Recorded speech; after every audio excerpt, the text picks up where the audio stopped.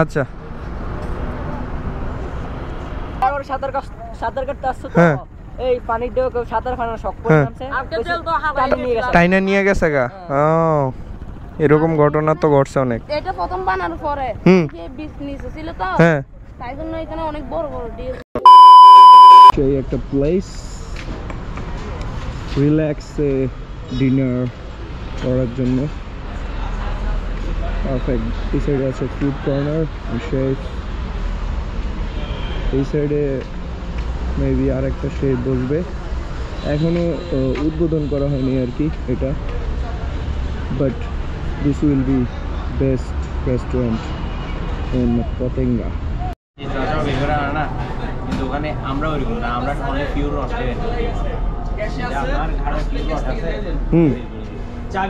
তাই আচ্ছা, well chef, PhD complete chef. Patenga sea বিচে এখন সময় হচ্ছে রাত 8টা। তো এই দিক দিয়ে সিঁড়ি, মেইন রাস্তা থেকে ডিরেক্ট সিঁড়ি, তো নিচের দিকে নামাই দিব আর কি। Let's go. ও এটা তো অনেক খাড়া দেখা যায়। ওকে নাইমা গেছে, তো এই সাইডে পার করে ফেলবো।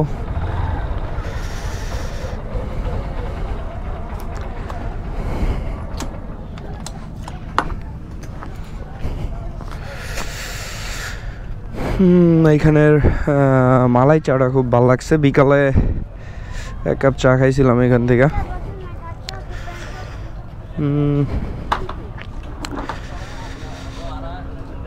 অ্যান্ড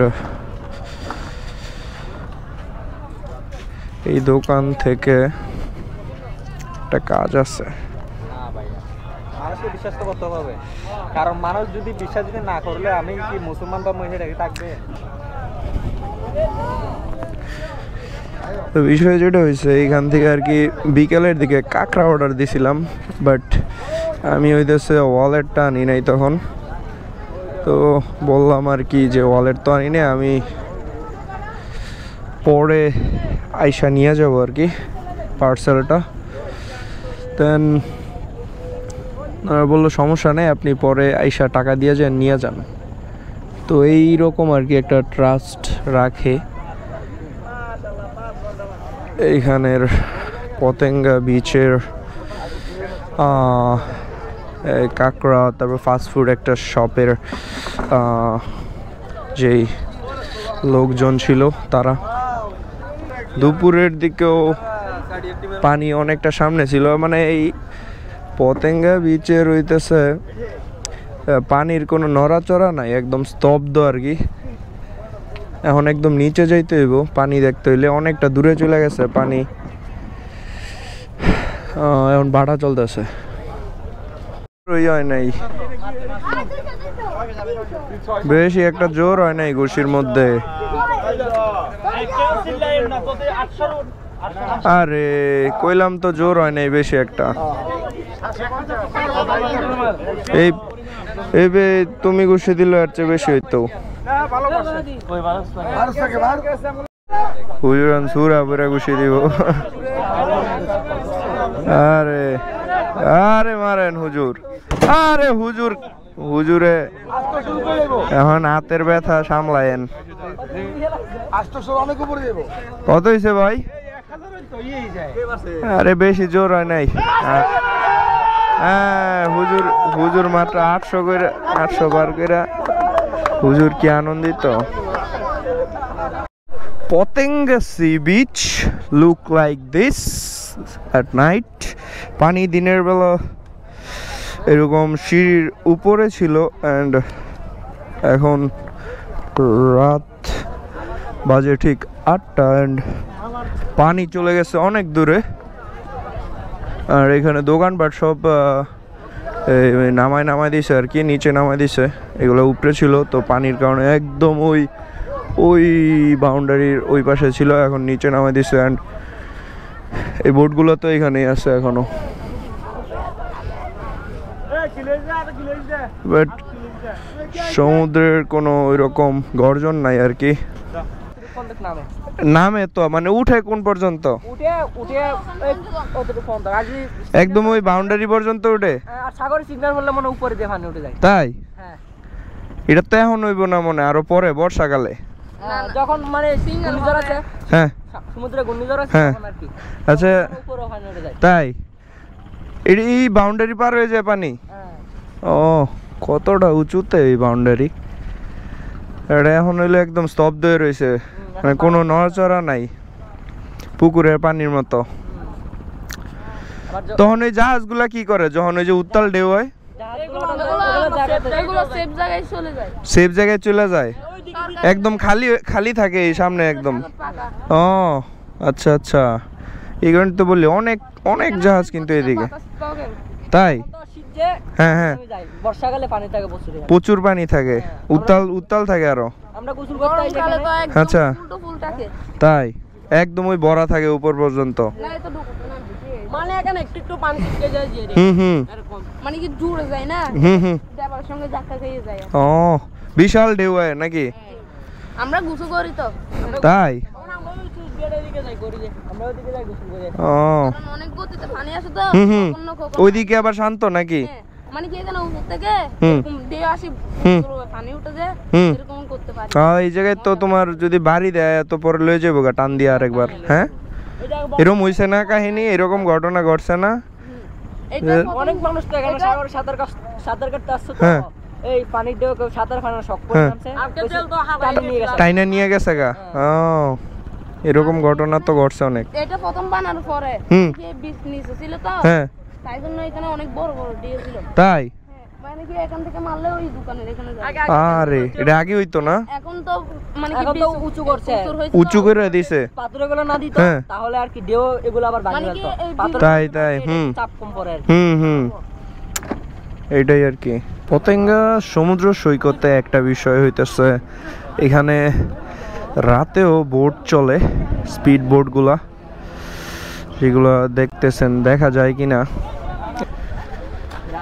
স্পিড বোটগুলো আর কি রাতেও চলে এই পতেঙ্গা সমুদ্র সৈকতে। এরকম স্পিড বোট যেগুলো দিনেও চলে আবার রাতেও চলে, পার পারসন 50 টাকা অনলি। তো রিজনেবল প্রাইসে বোট রাইড পতেঙ্গা সমুদ্র সৈকতে। তো পতেঙ্গা বিচে এইরকম বিচের সাইডে বসছিলাম একটু রিল্যাক্স করার লেগা। তো এইখানে দিয়ে কক্সবাজার থেকে আরো বেশি মশা, মানে বসলে হাজার হাজার মশা আপনার পিছনে লাগবে। ভাই রে ভাই, এই জায়গায় পাওয়া যাবে না। বিচে ঢেউ নাই।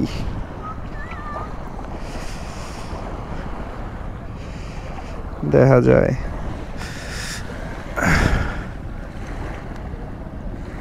কোনো ঢেউ নাই বিচে, আর পুরো অন্ধকার, চার সাইডে কোনো লাইটিংও নাই।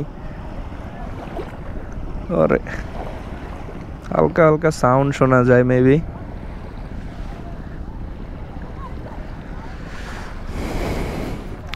জায়গা তো পতেঙ্গা বিচে বাইক নামাইছিলাম, এখন উড়াইতেছি এই সিঁড়ি দিয়া, ফার্স্ট গিয়ারে ফালায় উড়াইতে হইব। উইঠে গেছে।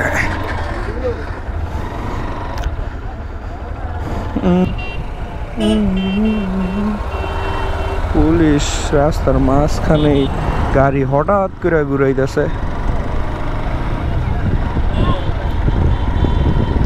পতেঙ্গা বিচে রাতে খুব তাড়াতাড়ি প্যাক আপ করে ফেলায় আর কি দোকানপাটগুলা, কারণ অত একটা পর্যটকের ভিড় নাই এদিকে, কারণ সমুদ্র সৈকত এটা, কিন্তু তেমন রেসপন্স নাই সমুদ্রের, এই কারণে মেবি পর্যটকদের টানে না এই প্লেসটা। বাট ঢেউ থাকলে ব্যাপারটা অন্যরকম হতো, পরিবেশটা সুন্দর, জাস্ট ঢেউয়ের অভাব। ঢেউ নাকি থাকে, ঢেউ থাকে জুন কি জুলাই মাসে, বর্ষাকালে আর কি। বর্ষাকালে আসলে ঢেউ পাওয়া যায় এই বিচে, তখন পরিবেশটা অন্যরকম হয়। আসবো দেখি জুলাই। এখন তো ফার্স্ট টাইম আসছি আর কি আমি পতেঙ্গা সমুদ্র সৈকতে, তেমন ঢেউ পাইনি আর কি, একদম স্তব্ধ নীরব। কুয়াকাটায় যায় ওই রকম এক্সপিরিয়েন্স হয়েছিল প্রথম দিন আর কি, কোনো ঢেউই ছিল না, একদম পুকুরের পানির মতো স্তব্ধ। এটাতে যাও একটু একটু ঢেউ আছে, কিন্তু কুয়াকাটাতে যাই এইটুকু পাই নাই প্রথম দিন। বাট পরের দিন যেই রূপ দেখাইলো কুয়াকাটা, ওইটা মানে ইমাজিনেশনের বাইরে, পুরো ভয়ঙ্কর রূপ, বিশাল বিশাল ঢেউ। পতেঙ্গা সমুদ্র সৈকত কিছুটা এরকমই হবে, বাট এটার একটা সময় আছে, অনলি বর্ষাকালে এটা পতেঙ্গা সমুদ্র সৈকতে ওই রকম ভয়ঙ্কর রূপ দেখা যায় মেবি, যেরকমটা বললো আর কি ওইখানের লোকজন। দেখি আবার আসা হবে। তো এখানে একজন লোক পাইছি, তাকে একটা গিফট দিব আর কি, খাবার। তো এই লোকটার এই খাবারটা প্রয়োজন। তো বিচ থেকে আর কি কাঁকড়া নিয়েছিলাম, সামুদ্রিক কাঁকড়া, ওইটা দিব। কাকু দেখে যান, কাঁকড়া খাইবেন নি? কাঁকড়া, হ্যাঁ এই যে কাঁকড়া আছে এটার মধ্যে, খায়ালেন? হ্যাঁ খায়েন, সামুদ্রিক কাঁকড়া, খায়া নিয়েন সামনে বইয়া। হ্যাঁ আচ্ছা। কাকু খুব খুশি হয়েছে গিফটটা পাইয়া, আমারও ভালো লাগতেছে।